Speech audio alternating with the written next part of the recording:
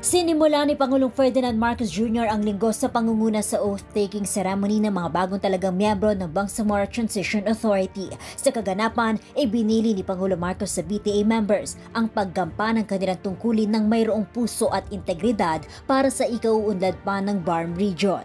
Araw ng Martes, ika-25 ng Marso, ginanap sa palasyo ang sectoral meeting kung saan ilang mga bagong programa ang natalakay para sa pagpapalakas ng food supply chain ng bansa.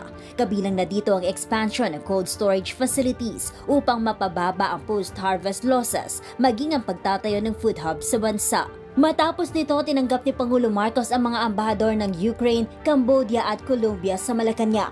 Dito nakakuha ng commitment ang Pilipinas sa patuloy pang pagpapalalim ng relasyon ng bansa sa mga kabalikat nitong nasyon.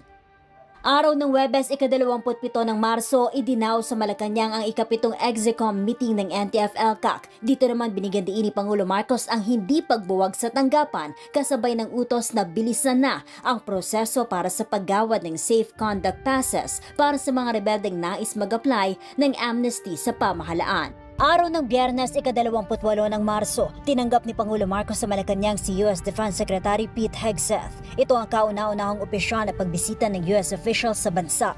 Ayon kay Pangulo Marcos, isang matibay na mensahe ang pagbisitang ito kaugnay sa patuloy na pagtutulungan ng Pilipinas at Estados Unidos. At yan ang mga aktibidad ng Pangulo ngayong linggo katuwang ang PBS Public Affairs Division Team. Ito si Racal Bayan para sa Radyo Pilipinas Radyo Publiko.